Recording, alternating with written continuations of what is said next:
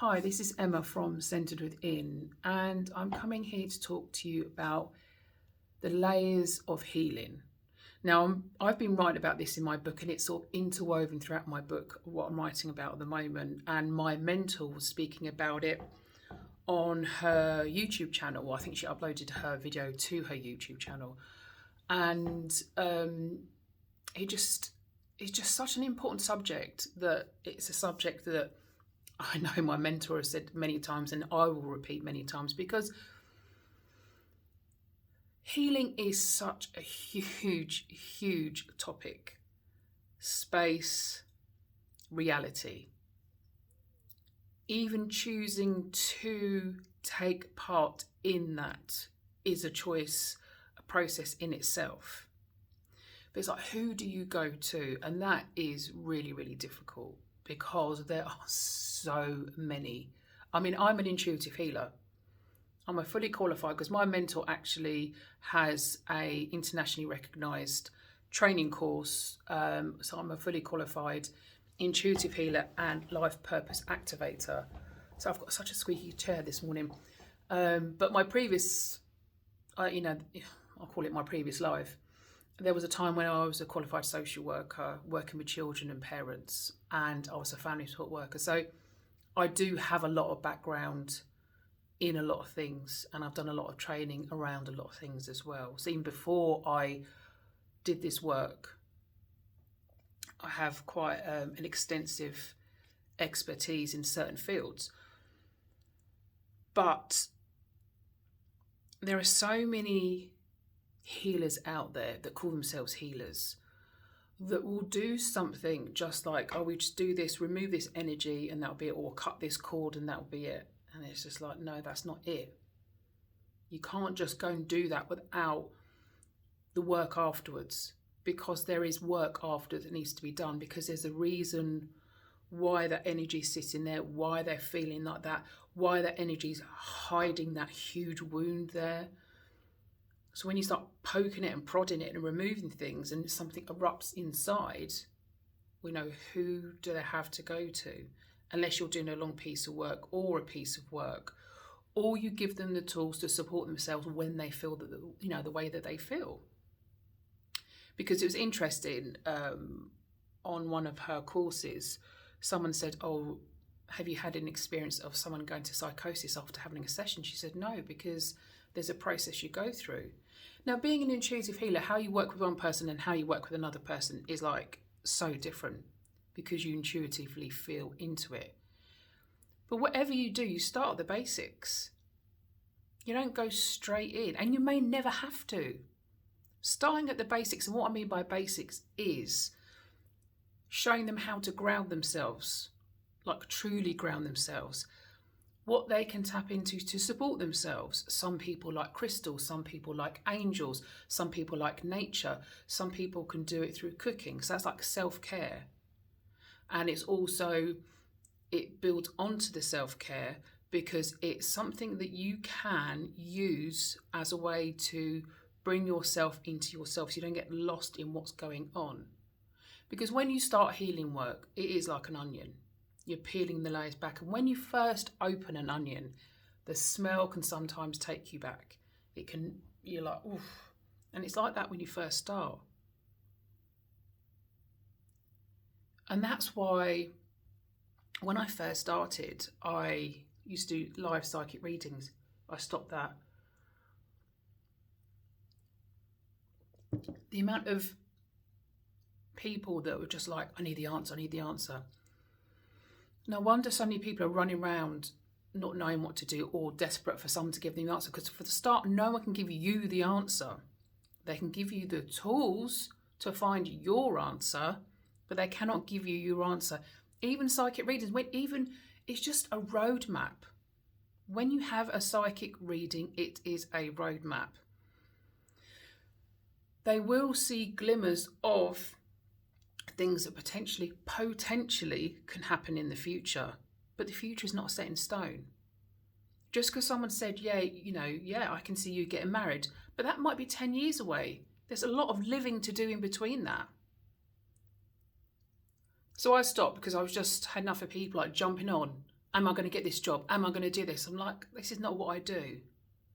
So I stopped. But I noticed of how many people were running around desperate for someone to tell them the answer. Now, that's okay if you are working with or connected with someone that can guide you through that process.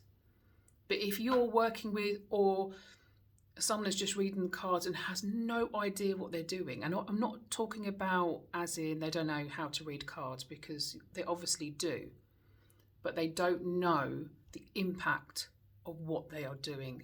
Even a card reading can start something off, because you may be showing them something, or making them realise something that they have hidden from or not wanted to look at. And that even realisation in that moment can be a thing as well. So when you come to the decision, you think, right, yes, I do want support. I do want to work with someone. One of the best things you can do, if it's going to be someone online, is start following them online. You can do it for free. And they have, quite often people have like free masterclasses and things like that. Just start following them. Looking at all the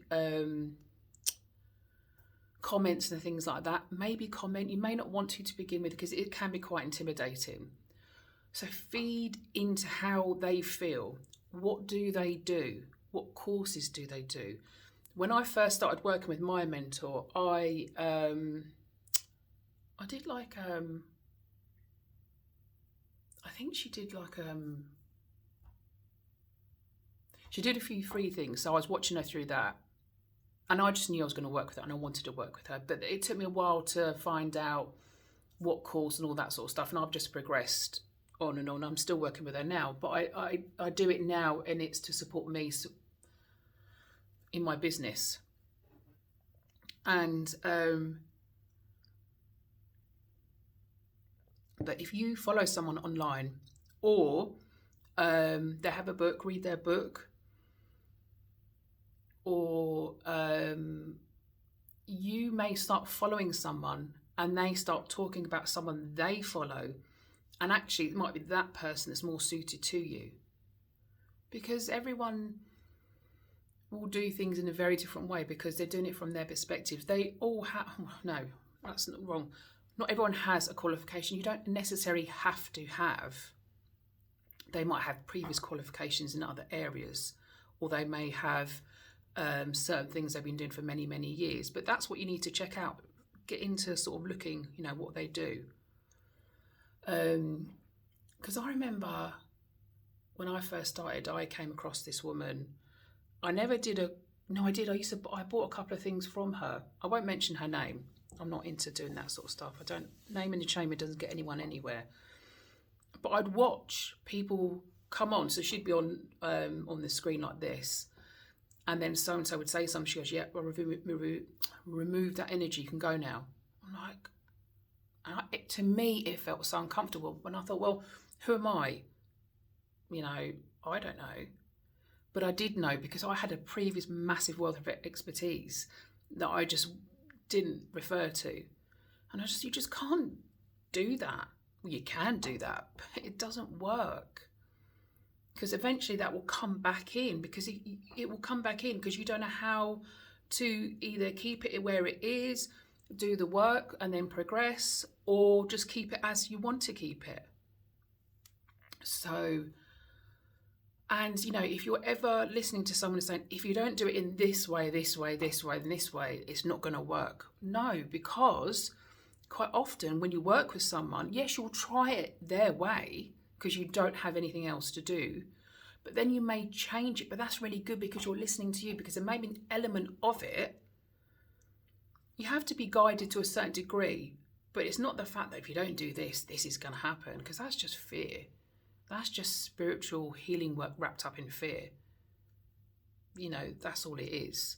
It's like a way to control. And that's not healing. That's something far more in another section. But what's important is that you tune into and feel, and this is what they'll give you, the tools to how to listen to you, your intuition, how to feel into what's right to you. You're not always going to agree with them as well, and that is okay. That's good. You don't have to. You're not meant to. You don't hang on their every word. They're not like the guru. You're your guru. You just don't know it yet. And that's it. Your healer, which form they come into your life, or you go into their lives, or there's the merge of, you are your own guru, and the path that you both take is to find that. They'll give you the tools and the support and guidance, because there'll be times where you use the tools or tools are used and something comes up and there needs to be some work to support you through that process, because it can be quite difficult. And then you get to a bit, you think, no, I'm good for now. And then you go off and you do your thing, you use the tools, and actually you think, no, I'm going to use that instead. And you think, oh, wow, I love this. Because you've used your intuition, you've used the tools, adapted them to you, and you just carried on. And there may come a time in your life that something might happen that you need to get support from someone. Because also what my mentor said as well, a lot of people refer to trauma as like a death. It's not. Trauma can be as small as that you had a coffee with someone and they cancelled on you. And that cancelling of that date, that appointment, ricochets into a wound that you've got, and actually can be quite big for you. And that's what my mentor was talking about yesterday. So when people talk about trauma, it comes in all forms. And also as well, if you have a healer that's been through trauma, that is quite a good guiding as well. Doesn't mean it's like the only thing, but if they're just trying to sort of say, think of this in a different way, forget about that. You can't forget about it. It's there. It's a part of you. It's learning to work with that so it can come up and out, but there'll always be an element of it there. It doesn't define who you are anymore. It's just something that happened to you once before. So just wanted to come in and speak about that, because it is very, and you'll hear me talk about it, this won't be the last time, because it is very important. I'm very passionate about it. It's probably why my mentor is my mentor, because she's very passionate about it as well, because it is a thing and there are many layers, and you don't have to do healing all the time as well. It may be a snippet. You may have a couple of sessions with someone, talking to them, and that is enough for now, and then that's fine. That's all you need. You decide. Just seeing if there's anything else that needs to come through. No, I think that my chair's now stopped being squeaky now I'm finished talking. Oh no, there it is again. No, I think that's it. Sending you so much love. Bye.